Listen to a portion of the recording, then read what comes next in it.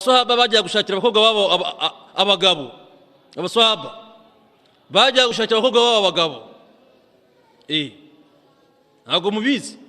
Umar ibn Khattab Hafsa yapfushije umugabo. Umar ajya kwa Abubakar. Odi, salamu alaykum. Musalam. Abubakar, meze bite ni sawa? Eba, Hafsa sumuzi. Mjye ndamuzi. Umugabo yapfuye bana. Amjye nabyo ndabizi. Sasa karibu bana. Ndikumva namugushingira. Naam, sunna twarayibagiwe. Hana arabantu tebarongora bana. Ndugu yangu Salimu bana. Kuna watu hawajaoa. Kuna watu wanataka wanawake wa pili. Hao saka wagore wa kabili. Hata na wazee wako tayari. Wango mzee. Wana mzee ko tayari naye. Anakubali bana, wallahi bana. Mzee naye tayari umwongeje kabinti kadogo anakushukuru bana. Wango mzee. Ni kweli kabisa hii. Kuki umuntu abita mushikiwe araho imyaka 5 10 ajya kugira imyaka ingahe wakwinjiza umuntu kamva nari amurugo.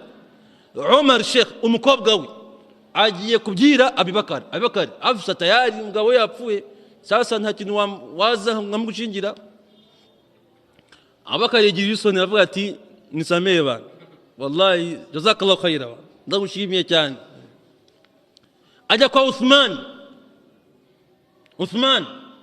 Salamu alaykum salamu.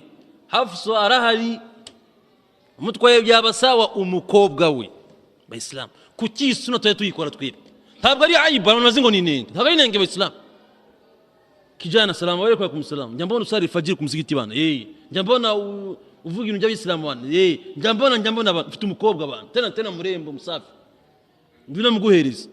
Wazee babifanyage hapa. Aho umukobwa ari gwariza n'umuhungu yigwariza. Nakubitanya n'umwe Kanombe bakamenyana byo biramureba. Ko jya ni.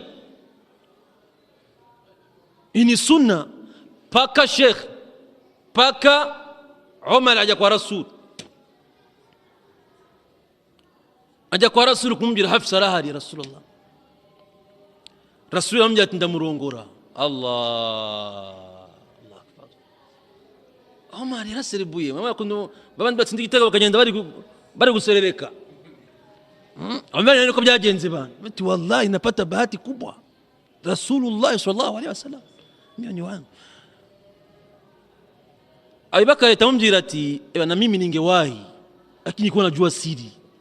Nari kwingi ningekubali. Ariko nari nzi banga rya Rasul